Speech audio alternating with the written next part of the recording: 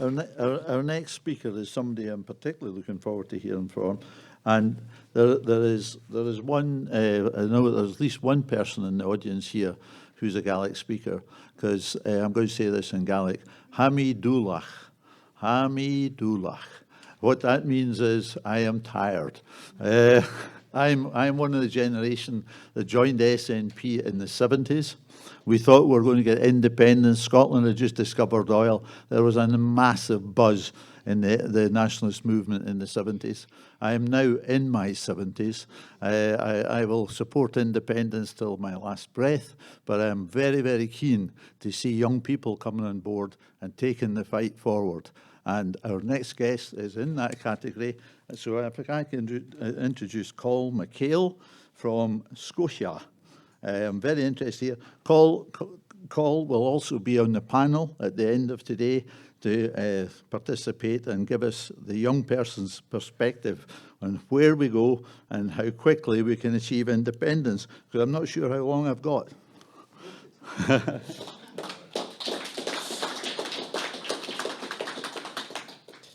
Thanks very much for having me today, folks. Appreciate the invite. I'm going to talk a bit about a vision for independence, but strip it back to how we get there, because I think that's more important. When I was asked to provide a title for this talk, I called it Putting Scotland's Future in Scotland's Hands. Today, 11 years after the independence referendum, it's a familiar phrase. In fact, it's a phrase so familiar that it appeared in countless SNP conference speeches in Aberdeen. It appears on election literature every few years. In fact, it's a slogan so familiar that in 2025, it's devoid of any real meaning. Once, these 6 words held promise. They encapsulated the hopes of a generation who, in 2014, eyed an opportunity to determine their own prospects, to take back control of our own destiny, not simply in the form of national independence, but popular sovereignty. They embodied a common view of where and with whom power, be that social, economic or political, should lie in Scotland. Yes, the British state was viewed by most as the primary obstacle to the realisation of democratic renewal, but opposition to that state had come to symbolise so much more. Namely, a rejection of the economic doctrines which shattered social bonds, lowered living standards and alienated Scots from one another. And this climate, to truly put Scotland's future in Scotland's hands, was to defy not only the UK government, but to confront the faceless forces of the market which sought to monopolise our every waking hour. That, however, could not be said to be the motivation of those who deploy the slogan today. Even then, the phrase, when spoken by senior politicians, was accompanied by important caveats. London, Brussels and Washington were to respectively retain a share of Scotland's sovereignty. In 2025, these are no longer caveats. It seems to offshore, outsource and deny democratic control of the political and economic realm has become the organising principle of government in Scotland. From Edinburgh and London, the Scottish Government is actively taking Scotland's future out of Scotland's hands. So deeply ingrained is this problem that, I would argue, to articulate a vision for independence without first confronting the capture of Scotland's very own political class is only to entrench the challenges we face at present. Friends, Scotland is for sale in an auction rubber-stamped by Holyrood. The resources and institution of our nation are being privatised at a rate so accelerated that many hardly notice it. Scotland's offshore wind, among the greatest in Europe, leased to the world's largest corporations. Those ScotWind shares not owned by BP, Shell and SSE belong to asset managers like BlackRock, who own a controlling stake in 15 of 20 projects.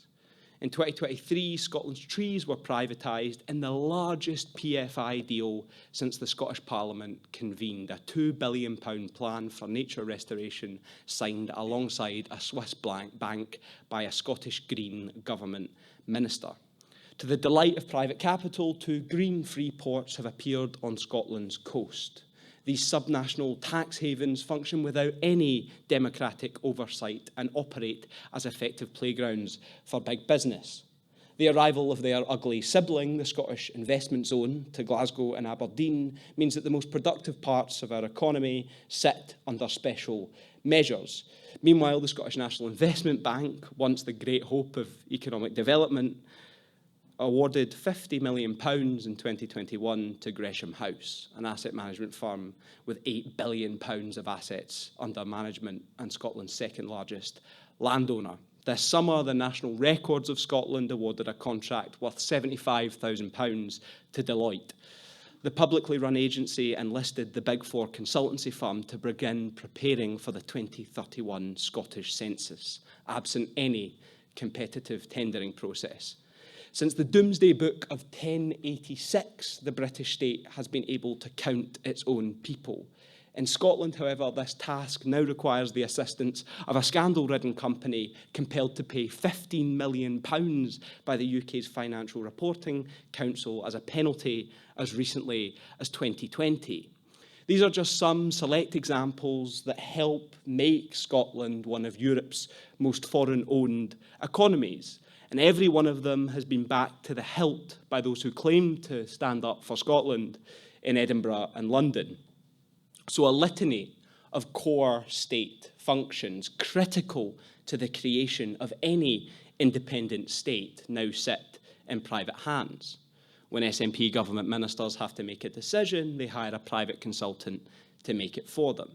In this term of the Scottish Parliament, one would struggle to find a policy initiative that didn't have the fingerprints of KPMG, Deloitte, PwC all over it. So by relying so heavily on the private sector, Scottish ministers seek to absolve themselves of responsibility. The Scottish economy in their conception should not be subject to democratic debate, but rather managed by sensible people in city centre offices. This approach, which intensified following the referendum in 2014, has hollowed out not only the state, but our national movement. Today, it's an ideology that needs intellectual inspiration, strangled as it has been by that management culture that is so clear in Holyrood. Such a political culture has also served to stymie any vision for independence that exists outside of Glasgow or Edinburgh. We've responded to the defeat of the campaign in 2014 by courting global celebrity. Scotland, so the argument went, was a state in waiting, and so should behave like one by staking out our place in the global order. Scottish hubs opened in Brussels, Berlin and Washington. Nicola Sturgeon broke America with appearances on The Daily Show, press conferences with Nancy Pelosi on Capitol Hill and selfies with AOC. The domestic front of this mission focused on attracting multinational capital to Glasgow and Edinburgh, which were to take their places among the cities of the European continent. The rest of the country, however, was largely left behind in a vision for independence which fitted the Isle of Arran, Dunfermline, Fife, largely forgotten. And this, I believe, is more than anything else the source of the paralysis which today grips Scottish politics and the national movement more broadly. 60 years ago, Perry Anderson and Tom Nairn argued that the decline of colonialism would spell the end for the British state. Nationalism, they argued, would emerge in peripheral areas like Scotland, the affluence of which was no longer sustained by the profits of colonial and then neo-colonial development. For a long time, they looked to be right. However, while the discovery of North Sea oil in Scotland precipitated a major breakthrough for Scottish nationalism at the ballot box, it also preceded the arrival of American multinational corporations and foreign direct investment.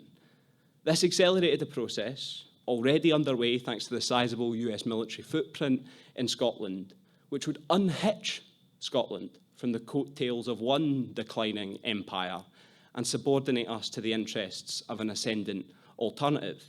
The breakup of Britain envisioned by Nairn and Anderson has been delayed, for the moment, by the gradual incorporation of Scotland and our political representatives into the Washington consensus. You see it everywhere you look. Look at the number of Scottish MSPs and Scottish MSP staff who train in one capacity or another in America. Where once among both the elites and the masses of the Scottish population, the leading stake in the transatlantic trade abated the rise of Scottish nationalism, today the promise of corporate investment and a seat at the table in a US-led world ameliorates any appetite to realise Scotland's real sovereignty. When George Robertson said that devolution would kill Scottish nationalism stone dead, he was derided. However, today, as the SNP prepare to begin a third decade in power, what part of their prospective programme could be said to put the national, i.e. the interests of the great majority of Scotland's population, first? I think this is the difference between the world with which Nairn and Anderson dealt with and the world we're in today. The returns of British colonial extraction were used in part to abate popular discontent in Scotland by rising living standards. However, as workers in Grangemouth know all too well, globalised neoliberalism offers little but decline for Scotland's working class. This contradiction between a Scottish elite desperate to live out its West Wing fantasy and a country where a record number of children reside in temporary housing is critical to rebuilding the case for Scottish independence, democracy and popular sovereignty more broadly. Work as if you live in the early days of a better nation. Remember that. It's inscribed on the Canongate wall. Earlier this month, 18 years after he first became a Scottish Government Minister, John Swinney said that Scotland had reached the limits of devolution. He was speaking in Edinburgh's National Portrait Gallery, just metres from where Alistair Gray's drawings hang. He implicitly conceded in that statement that the ambitions of 2 decades prior to work as if we live in the early days of a better nation had long since evaporated. He was launching the latest in a lengthy series of SNP government independence papers. His admission was framed as an argument for self-government, but the 91-page document, A Fresh Start for Independence, is anything but. Devolution has not reached its limits, far from it. Those tasked with administering it may well have reached theirs. In Edinburgh, politicians compete to manage decline from a parliament which has become the opposite of what Donald Dewar intended. Talk about a means to an end. It's an end in itself. Today, if anything unites Holyrood's parties, it's their common inability to articulate a distinct national vision. Parochialism thrives in place of ideology as the business of community councils is elevated to Scottish Government-sponsored summits. Our political class is exhausted, and the roots of its exhaustion lie in the very nature of devolution. Holyrood is in so many ways an end-of-history parliament. It's a product, of course, of the early Blair years. Scotland's present constitutional settlement was conceived at the height of third-way neoliberalism, and so inevitably absorbed a number of its core tenets. The Scottish Parliament retains a strong centralising instinct. It's long blurred the lines between the state and civil society, adopting a culture of endless consultations which place stakeholders on an equal footing and ignore class relations. While failing to use its limited powers to shape Scotland's economy, the Parliament has consistently mothballed major political reforms for fear of upsetting the consensus-based model on which it prides itself. Ultimately, Holyrood was forged in a political moment which no longer exists. The politicians caderised in its environment were raised to believe that ideological contestation was a thing of the past. They lacked the ability, never mind the appetite, to contemplate the return of political confrontation in the changing world. So instead, they shy away from it. They find other ways to keep themselves busy, namely by organising seagull summits or attempting to ban alcohol advertising on pint glasses. Devolution's stagnation is not distinct from the paralysis that grips the independence movement. We can escape this malaise and leave behind the mediocrity, but we need to articulate what it really means to put Scotland's future in Scotland's hands. Only a successful rejuvenation of that politics, and consequently a reorientation of the national movement towards questions of democracy, ownership and power, can hope to re-establish the popular legitimacy essential to any future independence campaign. The stakes are high. I'll leave it there. Thanks very much.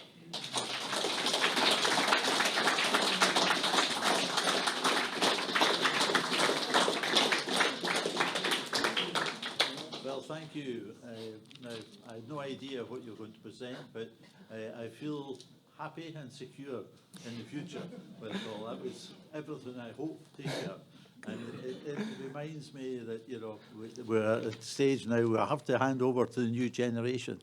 And something, I had to pull this quickly out of my bag. I wasn't going to use it really today, but it brings me in memory, into mind, Open the Doors, the great poem by Edwin Morgan, who actually, at the opening of the Scottish Parliament, said things like, what do the people want of this place? They want it to be filled with thinking persons, as open and adventurous as its architecture.